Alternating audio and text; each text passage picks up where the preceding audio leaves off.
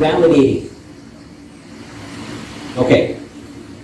So validating. So let's say Karen says, I'm not in favor of Lily taking over the project. So how do we go about managing that? If you're talking to Karen, what will you say? Rizzo, I believe it's your turn. So how do I validate the statement?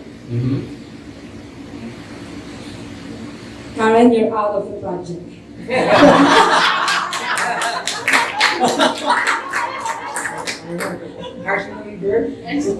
Harsh.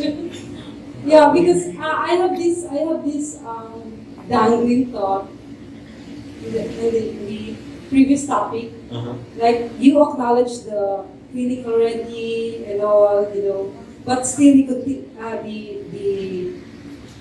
the one with different opinion, the one who's like he keeps on acting up like she's so stubborn, he's so stubborn. So you just took him out of the project. Yeah. So what are we going to do if he keeps on, being difficult? Good solution. Yeah, so how would you handle it? Like, how will you talk to Karen at this point? Yeah, for this one. Okay, Karen, I understand that you're not in favor of Lily taking over the project. What do you think? Why? I want to understand why. So I will hear her piece now. Okay, all right. So that's one way of doing it as well, right? So simply say, I understand you're not in favor of Lily taking over the project because of your concerns, right?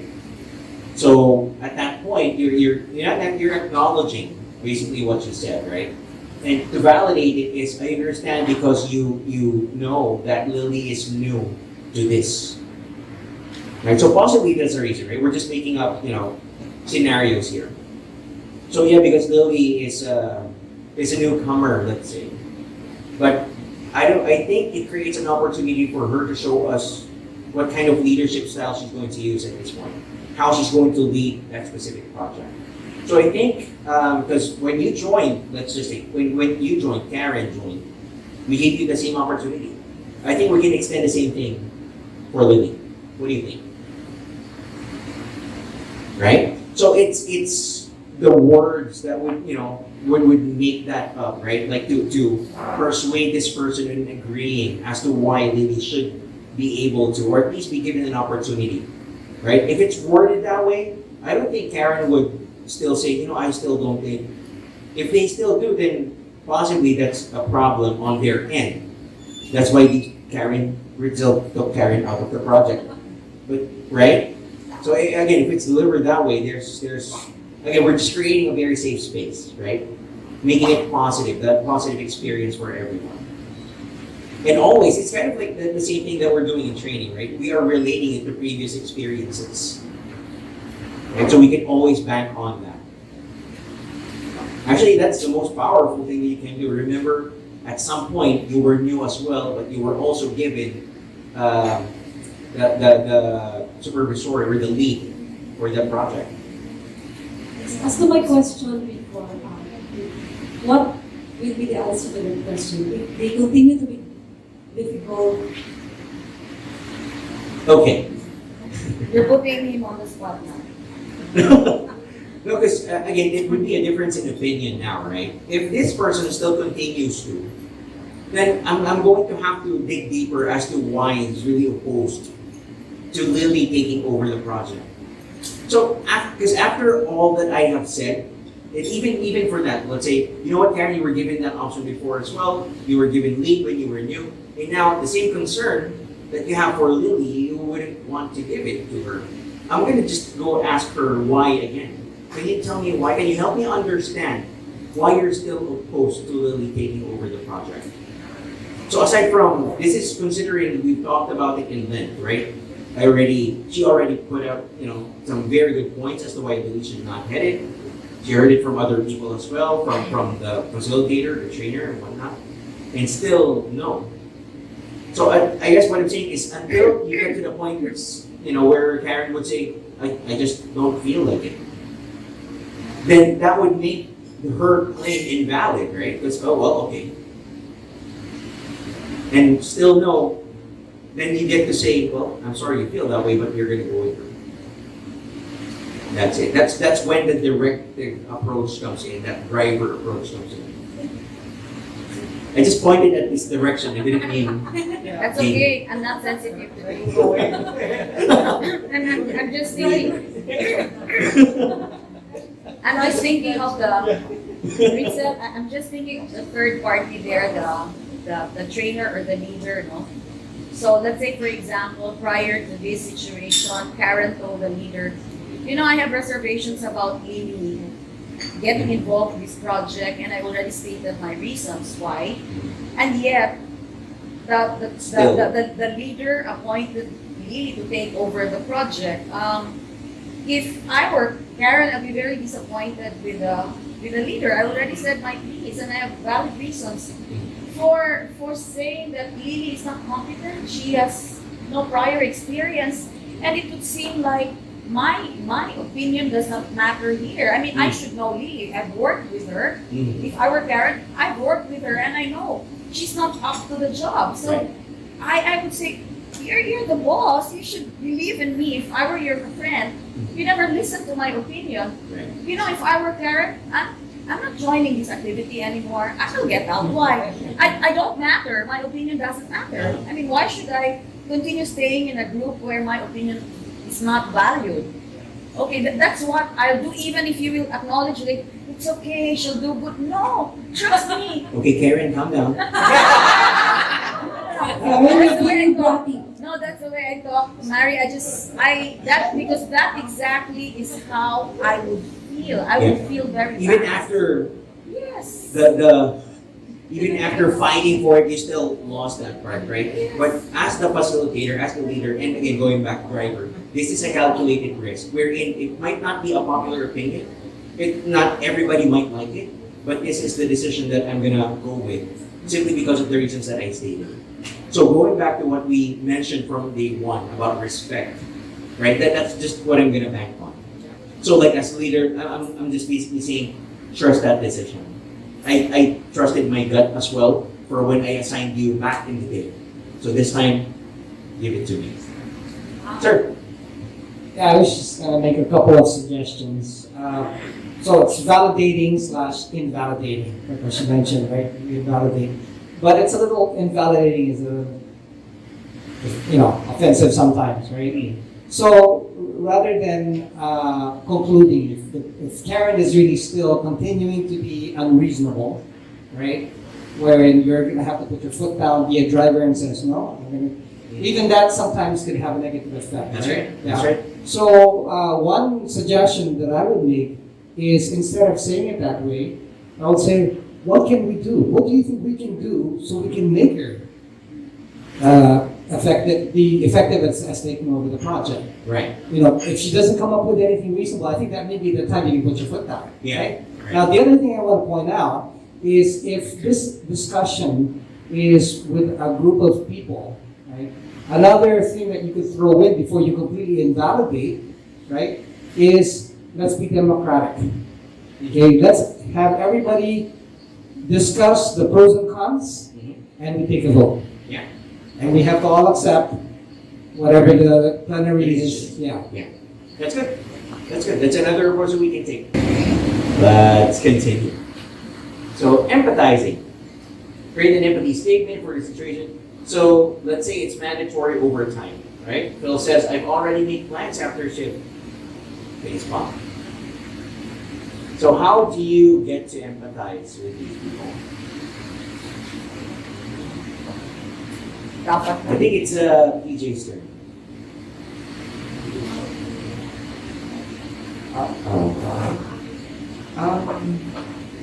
About Phil, he already made plans after shift. Yeah. So I think empathy goes a long way. So we need to normalize the feelings, and we need to respect that he already have a schedule after his shift, and we need to have also reflection, and we need to seek clarification and met halfway, Right. where we can have another schedule. Okay, that's one way of doing it as well, right? Any other ideas for this? Yes? I would use IKR. I'm talking to Phil. I know, right? There goes my hot date with Eunice. Damn it! Right, that's it. But, the consolation is we get time and a half. I don't know what your plans were, but for me, that means someone that take her on a hotter date later on with that time and a half time. Thank you. The girl. Yeah, Hello. Yeah. In reality, what I would do, misery loves company. Ayos na yan. Meron pa naman bukas. I mean, in reality, that's what will happen if you're confronted with a situation that there's overtime and already made plans. I mean, that in reality happens talaga sa workplace. So what you should do is, you know your priorities. You're there for work. Right. Diba? It's what keeps your family fed. Right. So you have to make priorities. Right. And if ever that happens, you don't know. Okay lang yun. Yeah. Okay na yan. Make light of the situation because you know that if that person already has plans, and syempre, di ba, parang it's something na parang jahe, parang hassle. Yeah. What you could do is, ayos lang yan, meron pa naman bukas, minuda lang tayo pagkatapos. Doesn't end there, di ba? So, Right. Reality bites. Yeah. Thank you, sir. Carl, when you said misery loves company, I thought sabihin mo, ayos lang yan, samahan kita.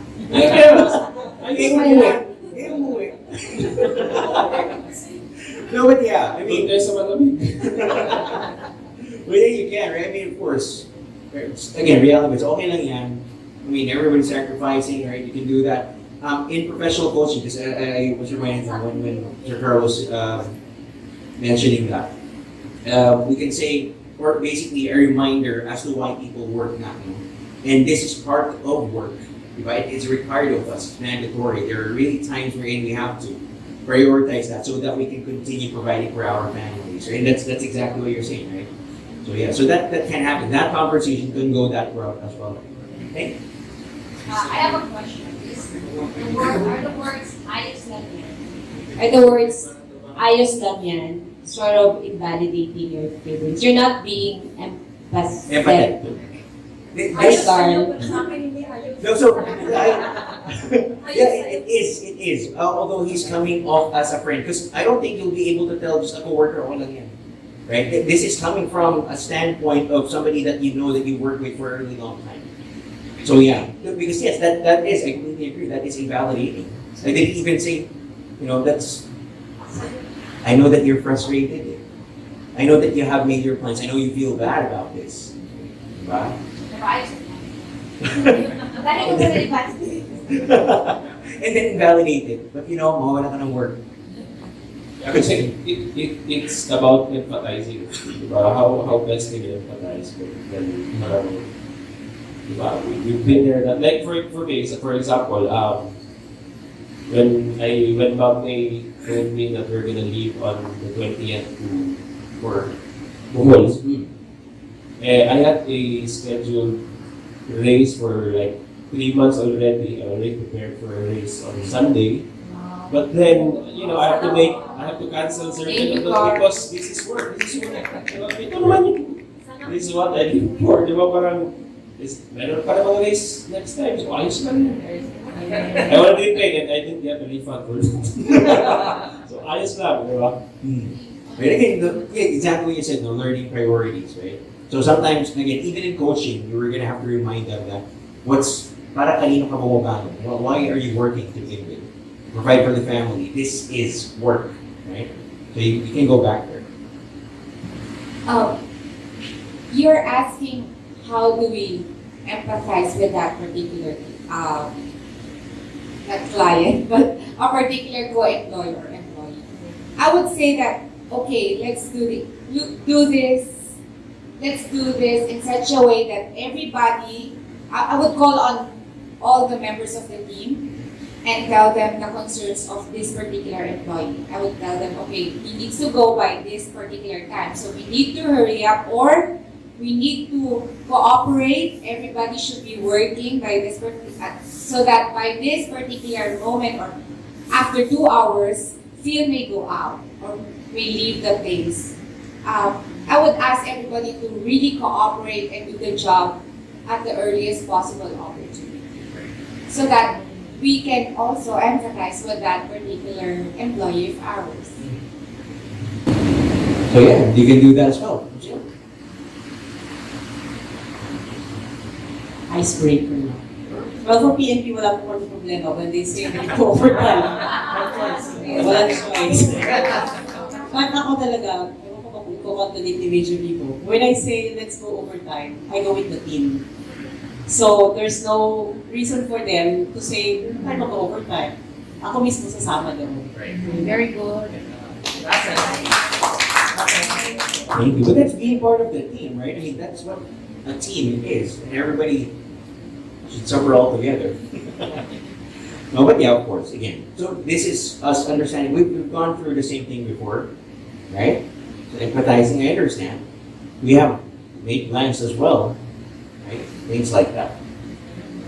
So I'm supposed to be in the race with Sir Carl too, but now, you know, we're here. Nobody will believe me. Okay. Any other questions for now? Yes, Karen. Lorena.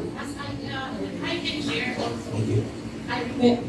I remember the quote by my father, love thy job and thy job will be. Parang ganun. So, during pandemic, I was allowed to have the work from home arrangement.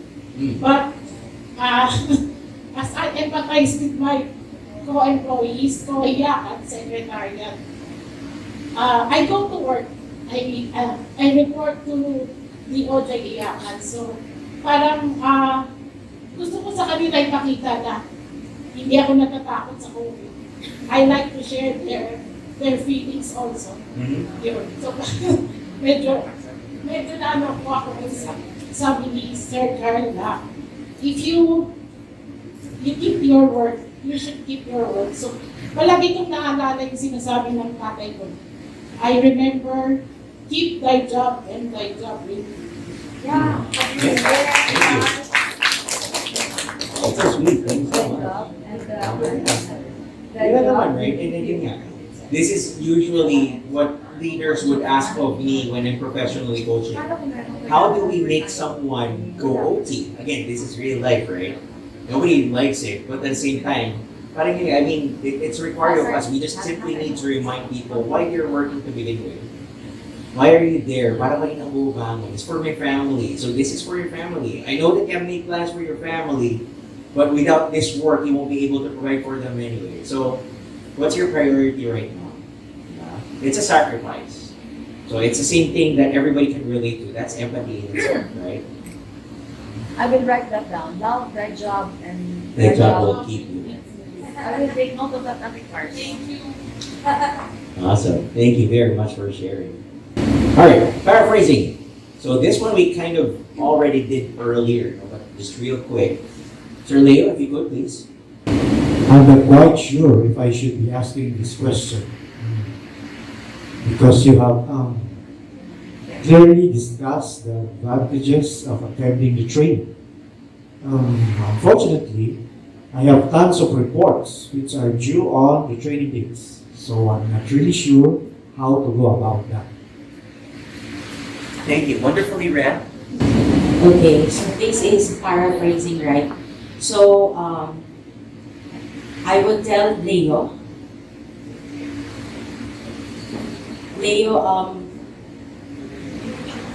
this is what I understood, Leo. This is what I understood from what he said. Yes, you're saying you cannot attend the training because you have tons of report due on the same dates as the training. And then, so I did I understand you correctly, or did I get it right? So Leo would answer me. Right. So I would then tell Leo what Mame said. So how can we help you with that? Or I would suggest directly that, okay, your deadlines are like moved to another day. Right. Yes. Okay, That then, would be then it. the solution comes in. Yes, right? yes. Yeah. Thank you. Okay. So going back again, the purpose of paraphrasing is to acknowledge that you understood the concerns of the person who's saying these things. Right? The solutions, of course, is what we came up on immediately. Right? But it's just that. This the paraphrasing part so that we have heard the person who said these things.